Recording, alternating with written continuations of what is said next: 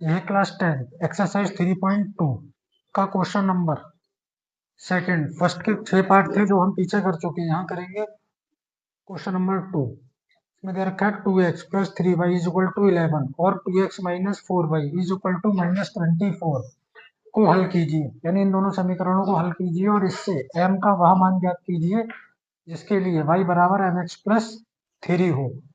तो बेसिकली हमें क्या करना है, इन दोनों समीकरणों से x और y की वैल्यू निकालनी है। क्योंकि जब यहाँ से m की वैल्यू निकालनी है तो y और x की वैल्यू पता होनी चाहिए। समीकरण से जब भी किसी की वैल्यू निकालनी होती है तो बाकी वेरिएबल की वैल्यू पता होनी चाहिए, तभी m की वैल्यू फाइंड आउट हो सकती है, हाँ नहीं होगी। तो y और x की वैल्यू निकालने के लिए हमारे पास ये सब दो समीकरण दे रखी हैं। क्या करेंगे, इन दोनों समीकरणों को हल करने के लिए कई विधियां हैं, विलोपन विधि, प्रतिस्थापन विधि और बीजगुणन विधि। पर अभी हमने प्रतिस्थापन विधि से सवाल किए थे तो यहाँ कौन सी विधि इस्तेमाल करेंगे, प्रतिस्थापन विधि। ठीक है, प्रतिस्थापन विधि से हल करके जो है x और y के मान निकालेंगे। पर अगर यही सवाल जब पेपर में आएगा तो पेपर में चूंकि वहां नहीं लिखा होगा कि आपको प्रतिस्थापन या विलोपन कौन सी विधि इस्तेमाल करनी है, वहां आप विलोपन से करना, विलोपन से बहुत आसान होगा। ठीक, कैसे होगा विलोपन से, इसके बाद आगे सवाल आएंगे उसमें देखना समझ लो। चलिए तो पहले हम इसको यहाँ सॉल्व करते हैं। करना क्या होगा, पहली समीकरण को नोट करेंगे, इसको मान लेंगे समीकरण ए। दूसरी समीकरण को नोट करेंगे और इसको मान लेंगे समीकरण 2।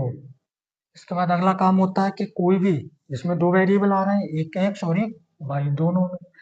तो एक्स और वाई के दोनों समीकरणों में से कोई भी वैल्यू ऐसी है जिसमें एक्स के साथ और वाई के साथ कोई नंबर ना लगा हो। नहीं है ऐसी कोई वैल्यू, अगर होती तो हम उसी समीकरण को चुन लेते जिसमें भी वेरिएबल के साथ कोई गुणांक ना होता। पर यहाँ नहीं है तो मर्जी है, कोई भी समीकरण चुन ले।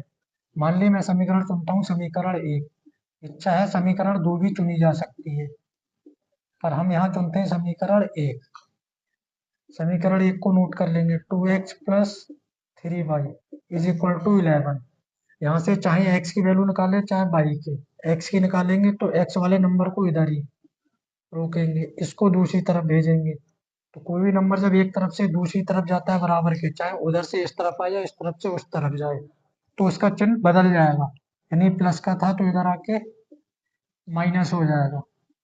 अब x की वैल्यू निकालनी तो बराबर के इस तरफ केवल x रहेगा, ये 2 भी हटेगा।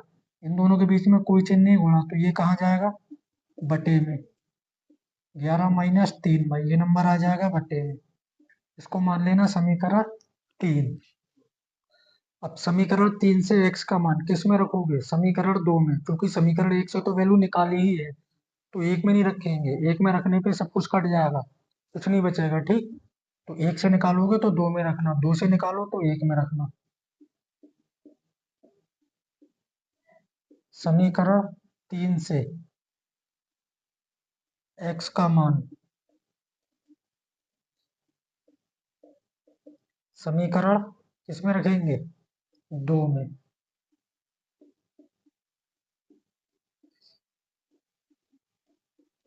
ठीक, देखो समीकरण 2 क्या है इसको नोट कर लो, 2x minus 4y is equal to minus का 24। अब x की वैल्यू क्या है, ये है, तो जहां x आएगा वहां रख देना 2, ये x की वैल्यू ये। ब्रैकेट में क्यों लिख रहे हैं, क्योंकि एक से ज्यादा नंबर है, एक नंबर होता तो ऐसे ही लिख देते, पर एक से ज्यादा नंबर होते हैं तो उसको ब्रैकेट में बंद करके लिखते हैं, क्योंकि उस नंबर से सभी की गुणा होनी है।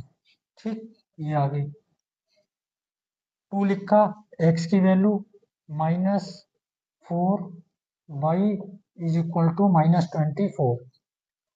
ये 2 ऊपर नीचे कैंसिल, क्योंकि इनके बीच में कोई साइन नहीं है तो मल्टीप्लाई। अब बचा क्या, 11 माइनस 3y, ये माइनस का 4y माइनस का 24। 11 माइनस 3y माइनस 4y, दोनों y और दोनों माइनस के तो जुड़ जाएंगे, 3 और 4 7y, दोनों माइनस के जुड़े तो आंसर माइनस में ही, माइनस 24। अब ये संख्या है तो संख्या की तरफ चली जाएगी, माइनस 24, ये 11 प्लस का था तो इधर आके माइनस, पीछे बताए ना दूसरी तरफ जाने पर चिन्ह बदल जाएगा। तो माइनस का 7y, ये -24, ये -11, जैसे यहाँ दोनों माइनस जोड़े यहाँ भी दोनों माइनस जोड़ेंगे, 24 और 11 35, दोनों माइनस के जोड़े हैं तो माइनस, y बराबर -35, ये -7 क्यों छोड़ा, क्योंकि ये कहाँ चला जाएगा, बटे में, हमें y की वैल्यू निकालनी है, माइनस से माइनस कट जाएगा, y बराबर, और ये 7 से 5 बार में 7 पंजे 35, 5, इस y के मान को उठा के कहाँ रख देंगे, समीकरण 3 में, 1 और 2 में रखोगे तभी भी आंसर आएगा, पर 3 में जल्दी आ जाएगा, ठीक है, कैलकुलेशन कम करनी पड़ेगी। तो क्या करेंगे अब, y का मान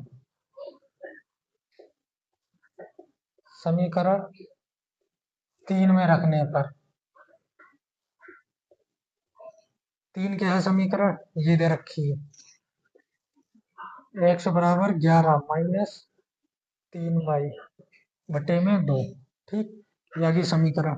अब y का मान कितना है, 5, ये उठा के कहाँ रखेंगे, समीकरण में, कैसे रखेंगे, x बराबर 11 माइनस 3, y की जगह पे कितना आ जाएगा, 5, दोनों के बीच में कोई चिन्ह नहीं था, क्या आ जाएगा, गुणा, बटे में 2, 3 पंजे 15 बटे में 2, 15 में से 11, 11 में से 15 जा नहीं सकता, 15 में से 11 गया 4 बटे में 2। अब ये संख्या बड़ी कौन सी है, जो संख्या बड़ी होती है उसका चिन्ह आता है, माइनस का 15 बड़ा है तो माइनस आएगा, प्लस की संख्या बड़ी होती है तो प्लस, 2 दूनी 4, यानी x बराबर माइनस का 2, ठीक, ये आ गया x और y दोनों के मान, पर हमें किसका मान निकालना था, y बराबर mx+3 से m का मान। अब यहाँ देखिए क्या करेंगे, यहाँ हम इसमें करेंगे ये कि ये जो x और y है, ये x और y दोनों के मान उठा के हम इस समीकरण में लिख लेंगे, क्या है, y बराबर mx+3, यहाँ लिखना x, y के मान रखने पर,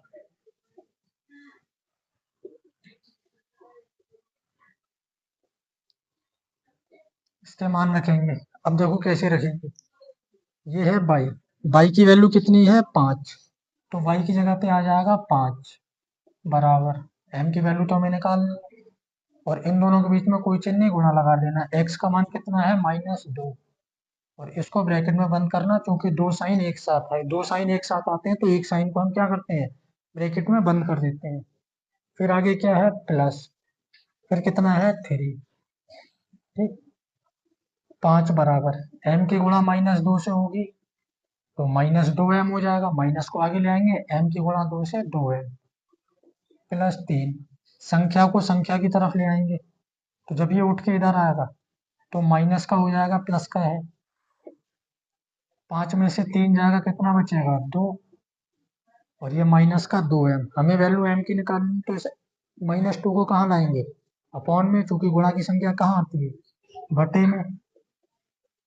2 से 2 एकम 2, ये कट जाएगा, बचा क्या, 1, ये माइनस था, इसको लिख देना, या m बराबर माइनस का 1, ये हो जाएगा आंसर, ठीक।